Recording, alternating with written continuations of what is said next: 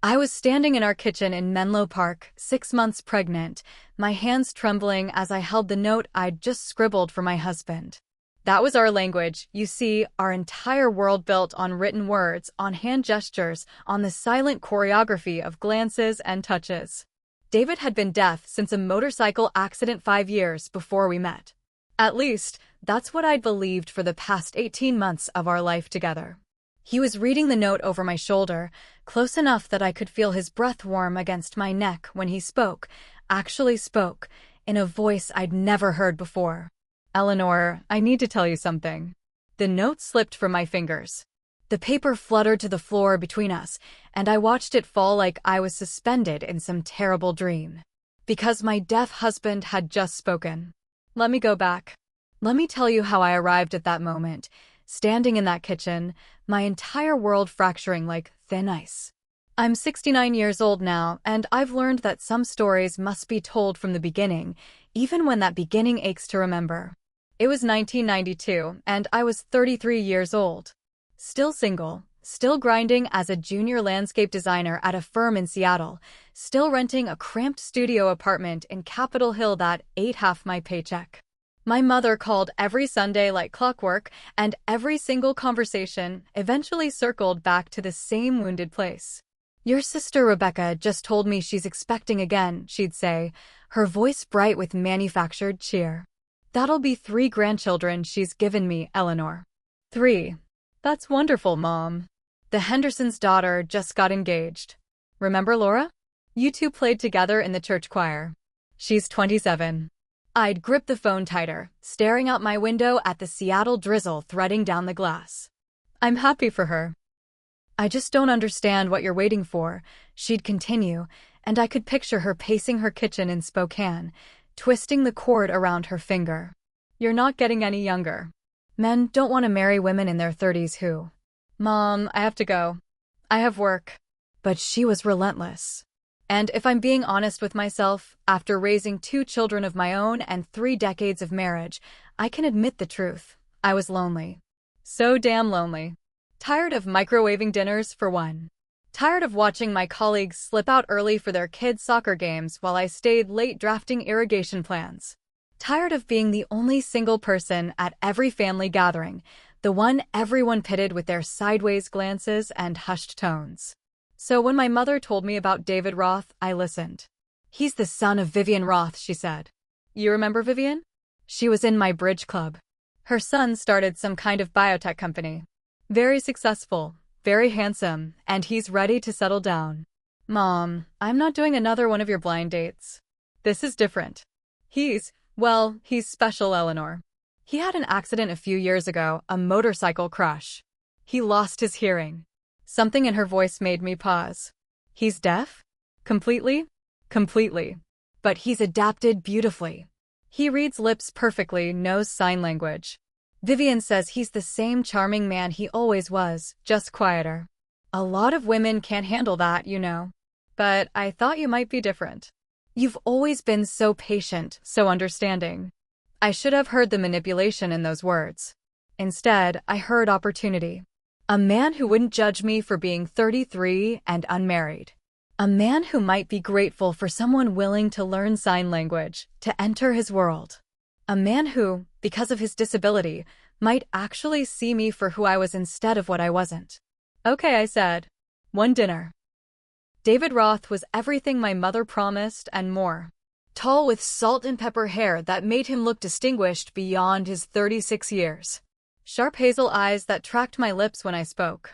He wore tailored suits that probably cost more than my car, drove a Jaguar, and worked in Silicon Valley developing some kind of gene sequencing technology one couldn't begin to understand. Our first date was at an upscale seafood restaurant in Bellevue. I'd spent 3 weeks learning basic sign language from a library book, practicing in front of my bathroom mirror until my hands cramped. But David made it effortless. He'd brought a sleek leather notebook and fountain pen, and when my clumsy signing failed, we wrote back and forth like teenagers passing notes in study hall. Your mother speaks highly of you, he wrote, his handwriting elegant and precise. The brilliant designer daughter, the stubborn one who refuses to settle. I laughed, embarrassed. She makes me sound like a prize horse she's trying to sell. He smiled, and when he wrote his next message, I felt something shift in my chest. She undersold you. We started seeing each other, if you could call it that. We'd meet for dinners at quiet bistros where the lighting was soft enough for him to read my lips. We'd take walks along Alki Beach, our shoes sinking into the sand while the ferries sounded their horns in the distance. We'd go to movies where we'd sit side by side in the dark, and I'd forget he couldn't hear the dialogue. He'd read the subtitles when they appeared, and sometimes he'd squeeze my hand during the tender scenes, his palm warm and steady against mine. I enrolled in proper sign language classes at the community college, spending 3 evenings a week after work learning from a deaf instructor named Marco. David was patient with my fumbling progress, correcting my hand positions gently, his fingers tracing mine to show the right way to sign beautiful, or tomorrow, or stay. His mother, Vivian, was ecstatic. She invited us for Sunday dinners at her sprawling home in Sausalito, where she'd watch us sign across her mahogany table with tears glistening in her eyes. I was so afraid he'd never find anyone, she told me one evening when David had stepped onto the terrace to check his pager, or so I believed at the time. After the accident, he withdrew completely. Stopped seeing his friends, broke up with his girlfriend, Samantha. She said she couldn't handle being with someone who was deaf. Can you imagine such cruelty? I couldn't. I thought about Samantha often in those early months. What kind of person abandons someone they love because of a disability? What shallow, selfish woman does that? 9 months into our relationship, David proposed. Not with words, he couldn't speak, after all, or so I believed. He took me to Discovery Park at sunset, where he'd arranged for a friend to spell out "Marry me, Eleanor" in candles on the beach. I cried so hard I could barely sign yes. When he slipped the ring on my finger, a vintage emerald that must have cost 6 months of my salary, I truly believed I was the luckiest woman alive. We married 2 months later in a small ceremony at a vineyard in Sonoma Valley. It was intimate, just immediate family and a few close friends. The ceremony included a sign language interpreter, and when we exchanged vows, I signed mine through a veil of tears. I'd found my person, my partner, a man who saw me for who I truly was, who valued patience and intention over small talk and charm. A man who communicated in the most deliberate way possible, every word written or signed with purpose, with thought. Our wedding night, I half expected him to speak. Isn't that how fairy tales go? The curse lifts, the spell breaks. But David remained silent. He communicated with his hands, both in sign language and in other ways I won't describe here. I fell asleep in our suite feeling cherished and complete. We moved into a house in Menlo Park, a real house with a garden I could design myself and a studio where I could spread out my landscape plans. David's biotech company was thriving, his partners talking about an IPO within 18 months. At Vivian's suggestion and David's enthusiastic agreement, I started cutting back my hours at the design firm. "You'll want to be home more once the baby arrives," Vivian said over Sunday lunch, patting my hand. That's a woman's true calling. I got pregnant 5 months after the wedding. We weren't exactly trying, but we weren't preventing either. When those 2 pink lines appeared, I ran to find David in his home office, crying and laughing and trying to sign, finally just shoving the test into his hands. His face lit up in a way I'd never seen. He pulled me into his lap, held me so tight I could barely breathe, then signed slowly and clearly, "You're going to be an incredible mother." The pregnancy was brutal. All-day morning sickness. Exhaustion that made it impossible to concentrate on grading plans. At 5 months, I quit the firm entirely. The commute, the site visits, the physical demands, it was too much. David was supportive, of course. He made more than enough for both of us. Vivian was thrilled. "Now you can focus on what really matters," she said, helping me fold tiny onesies in what would become the nursery. Being a wife and mother. I was folding a yellow onesie with sailboats on it, feeling the baby kick, when something occurred to me. "Vivian, did you work after you had David?" "Oh, heavens no. David's father wouldn't have allowed it. A man needs to know his wife is tending the home." David's father was how she always referred to her ex-husband. They divorced when David was in college, a scandal she rarely discussed.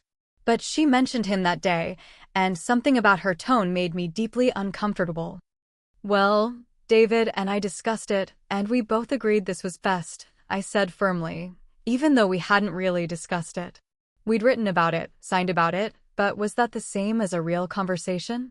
Could you truly know someone you'd only communicated with silently for a year? 6 months pregnant, exhausted and hormonal, I was making dinner, grilled salmon and asparagus, David's favorite, when he walked into the kitchen. I'd just finished writing him a note asking if he wanted white or red wine, even though I couldn't drink. I was trying to maintain normalcy, trying to be a good wife. He came up behind me, so close I could feel his body heat. I held the note over my shoulder, and he said, "Eleanor, I need to tell you something." The note fell from my fingers. Time seemed to crystallize. I turned slowly, my pregnant belly brushing the counter. David stood there, looking at me with those hazel eyes, his mouth forming words, actual sounds, actual speech. "I'm not deaf," he said. "I never was." I couldn't process it. The words refused to arrange themselves into sense. My deaf husband was speaking. My deaf husband had just told me he wasn't deaf. My deaf husband. "I can hear you perfectly," he continued. His voice was deep, polished, educated, a voice that had been there all along, hidden. "I've heard everything this whole time." My legs went weak. I grabbed the counter for support. The baby kicked hard, as if responding to my sudden spike in adrenaline. "What?" I whispered, or thought I whispered. I wasn't sure any sound emerged. "Let me explain." "What?" "Louder now. Definitely louder." "What did you just say?"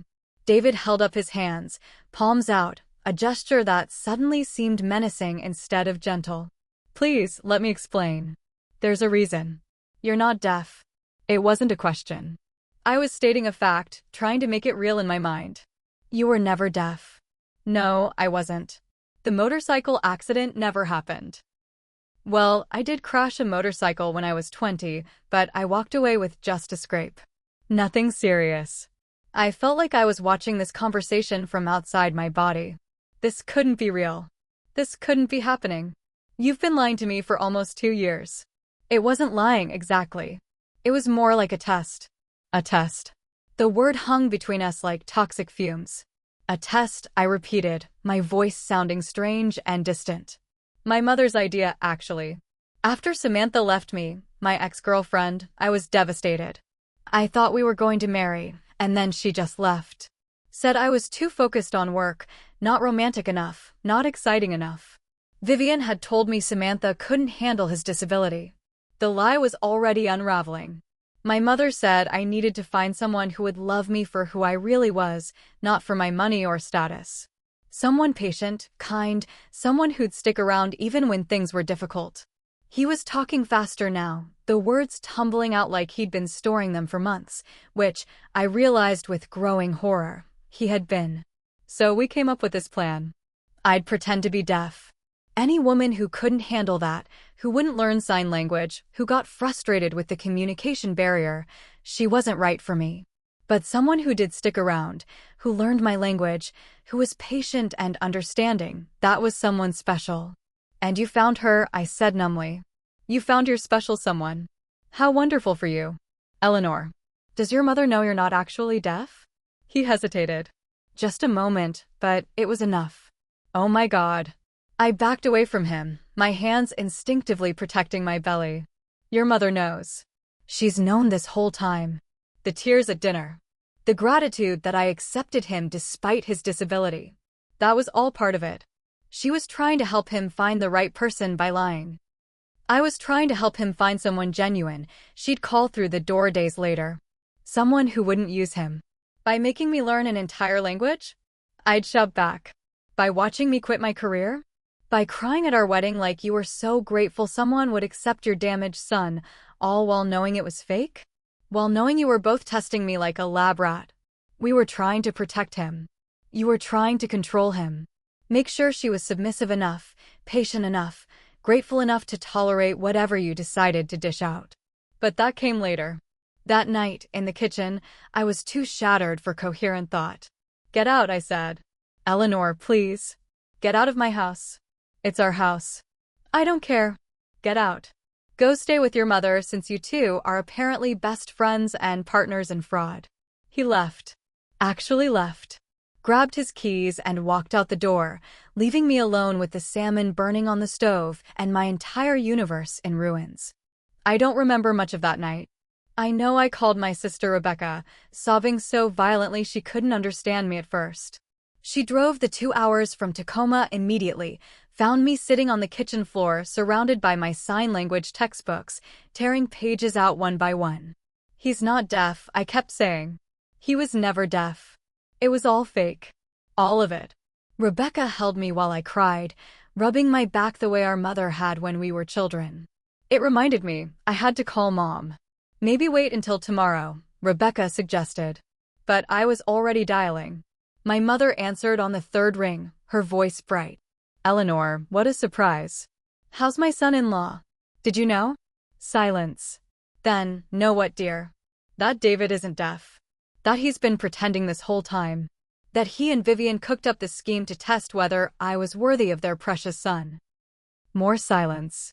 Then, Vivian mentioned they wanted to make sure any woman David married would be committed for the right reasons. I hung up on her on my own mother and threw the phone across the room where it shattered against the wall. She knew, I told Rebecca. My own mother knew I was being manipulated and she went along with it. She probably thought she was helping, finally getting her spinster daughter married off. Oh, Ellie, Rebecca whispered, using my childhood nickname. No one else called me that. Not David, who'd only ever signed my full name. Not his mother. Just Rebecca. What am I going to do? I whispered. I'm 6 months pregnant. I quit my job. All my savings went into this house. I can't just. But I couldn't finish because I didn't know what I couldn't do. Leave, stay, start over. I was 34 years old, 6 months pregnant, unemployed, and my entire marriage was built on a lie. Rebecca stayed with me that night and for several nights after. David called repeatedly. I didn't answer. He showed up at the house. I locked the door and told him through the wood that if he didn't leave, I'd call the police. He left letters, long, handwritten letters explaining, apologizing, begging me to understand. I burned them in the fireplace without reading past the first line. Vivian came by. I didn't let her in. Eleanor, please be reasonable, she called through the door. You're carrying my grandchild. We need to discuss this like adults. You lied to me for almost 2 years, I shouted back. You watched me struggle to learn sign language. You watched me quit my career. You cried at our wedding like you were so grateful someone would accept your damaged son. All while knowing it was theater. We were trying to protect him from women who would take advantage. You were trying to control him. Make sure she was submissive enough, patient enough, grateful enough to tolerate whatever you decided to dish out. She left, but she kept calling. So did David. So did my mother, though I'd stopped answering her calls too. I was alone with my growing belly and my rage and my grief. Because it was grief. The man I'd married didn't exist. The relationship I'd built was with a phantom. Every signed conversation, every written note, every moment of silent understanding, tainted now. Had he laughed at me when I practiced my signing? Did he find it amusing when I worked so hard? Did he think I was stupid for not figuring it out? And worse, did I even know him at all? What else had he lied about? What other parts of David Roth were fictional? Rebecca was worried. You're not eating. You're not sleeping. This stress isn't good for the baby. None of this was good for the baby. You need to talk to him. Work something out. You're married. You're having his child. I don't even know if I want to be married to him anymore. Rebecca looked stricken. Ellie, you don't mean that. But I did. Or I thought I did. I didn't know what I meant anymore. Dr. Martinez was the therapist Rebecca found for me. A calm woman in her late 50s who specialized in complex trauma and betrayal. Tell me what happened, she said in our first session. I told her everything. The whole story poured out my loneliness before David, the pressure from my mother, the relief of finding someone who seemed to see past my age and unmarried status, learning sign language, quitting my job, the pregnancy, the reveal. Dr. Martinez listened without interrupting, her face neutral. When I finished, she said, "That's quite a betrayal." I started crying again. I'd been crying for 2 weeks straight. He says it was a test to find someone who'd love him for himself. And how do you feel about that? Like I was a contestant on some sick game show where I didn't know I was competing. Dr. Martinez nodded. That's valid. Your consent was violated. You entered a relationship under false pretenses. Finally, someone who understood. But I need to ask you something, Eleanor, and I want you to think carefully. During those 9 months you dated David, before you married, did you love him? Of course I did. That's why I married him. Why did you love him? Because he was kind and thoughtful and patient, I stopped. Because he was deaf? No. Of course not. Are you certain? Because from what you've described, the deaf man David was pretending to be had very specific qualities. He was quiet. He communicated deliberately. He couldn't interrupt you or talk over you. He had to really listen to everything you wrote or signed. He seemed patient because he had no choice but to be. He seemed thoughtful because every communication required thought. I'm not saying you're a bad person, Eleanor. I'm saying attraction is complicated. Sometimes the very things we think we love about someone are the things we've projected onto them. I sat with that for a long moment. Was she right? Had I fallen in love with David's silence, with the fact that he couldn't judge me out loud, couldn't voice the disappointment I'd seen in other men's faces when they realized I was 33 and single and maybe too independent? He still lied, I said finally. Yes, he did. And that's not okay. But the question isn't whether what he did was wrong. It clearly was. The question is, what do you want to do now? What did I want to do?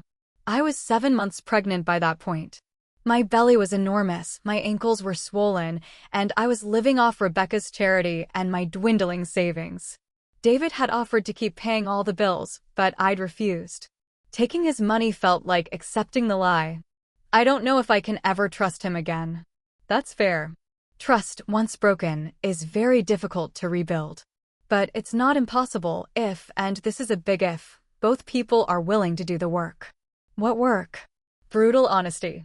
Complete transparency, accountability, and time. A lot of time. I thought about that as I drove home to Rebecca's house, which was home now. Could I do that work? Did I want to? The baby kicked hard, and I put my hand on my belly. What do you think? I murmured. Should we give your father a chance? Another kick. I took it as a yes. Or maybe just indigestion. It was hard to tell. David came to therapy with me the following week. It was the first time I'd seen him in a month, and he looked terrible, thinner, gray under his eyes, his usually immaculate shirt wrinkled.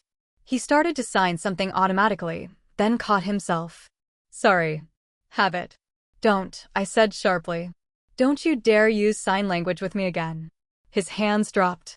Okay. Dr. Martinez gave us ground rules. I could ask any question and David had to answer honestly, no matter what. He couldn't leave until the session ended. And we both had to commit to coming back. Why? I asked first. Not the bullshit about finding true love. The real reason. Why did you do this to me? David looked at his hands, then at Dr. Martinez, then finally at me. Because I'm a coward. I hadn't expected that. Samantha didn't leave me because I wasn't romantic enough. She left me because I'm boring, Eleanor. I'm brilliant with genetics and algorithms, but I'm terrible with people. Small talk makes me anxious. Social situations exhaust me. I'm awkward and stiff, and I never know what to say. So you decided to say nothing at all? Yes. He met my eyes. Being deaf gave me an excuse. I didn't have to make conversation at parties. I didn't have to be charming. I could just exist, and people would think I was strong and brave instead of weird and antisocial. And I was what? Your perfect disabled husband accessory? Someone to take care of you and make you look good. No. You are amazing, Eleanor. Smart and talented and beautiful. Way out of my league. But as a deaf man, I had a chance. You saw me as someone who needed you, someone you could help, and I took advantage of that because I'm selfish and scared, and I didn't think about how it would affect you. I wanted to hit him. Scream at him. Both. You're right, I said instead. You are a coward. And selfish. And you stole almost 2 years of my life. I know. You watched me give up my career. I know. And that was wrong. If you want to return to landscape design, I'll support it. Financially, logistically, whatever you need. I'm about to have a baby, David. I can't exactly start a new job. Then after. Whenever you're ready. I'll hire a nanny. I'll take parental leave. Whatever it takes. Dr. Martinez intervened. David, what Eleanor is saying is that the consequences of your deception are real and lasting. You can't just fix them with money or promises. I know. He looked at me again. I know I can't fix this. But I want to try if you'll let me. I didn't answer. Couldn't answer. We went to therapy every week. Sometimes twice a week. David answered every question I asked, no matter how painful. Did he laugh at me? Sometimes, yes, when you messed up signs badly. But never in a cruel way. I was charmed. Did he read my private journals? No, never. I wouldn't. Did he love me? Yes. He said it with tears in his eyes. And I wanted to believe him. I just didn't know how. 8 months pregnant, I moved back home. Not to Rebecca's, to the house in Menlo Park, David's house, our house, whatever. But I had conditions. He slept in the guest room. We weren't a couple. We were 2 people cohabitating until I figured out what I wanted. That's fine, David said. Whatever you need. The baby came 3 weeks later. A girl. 10 fingers, 10 toes, a healthy set of lungs she demonstrated immediately. They placed her on my chest, this tiny, perfect creature, and I looked up to find David weeping in the corner of the delivery room. Do you want to hold her? I asked. He nodded, actually speechless this time, choked with emotion. I handed our daughter to him and watched his face transform into something I'd never seen, wonder. Pure, unfiltered wonder. She's perfect, he whispered. She's ours, I said. We named her Lily. Lily Eleanor Roth. And she changed everything. Not immediately. I was still furious, still wounded, still unsure if I could forgive. But Lily needed both of us. In those early, exhausted weeks of midnight feedings and endless crying, hers and mine, David was there. He was there in ways I hadn't expected. Patient with her screaming, calm when I was falling apart, competent with bottles and diapers and everything I was terrified I'd fail at. You're good at this, I said one night. It was 2 a.m. Lily had finally fallen asleep after 90 minutes of wailing, and David and I were sitting in the nursery, too tired to move. I had to be, he said quietly. I knew I'd already failed with you. I couldn't fail with her, too. We kept going to Dr. Martinez, sometimes with Lily in a baby carrier, sleeping through our sessions.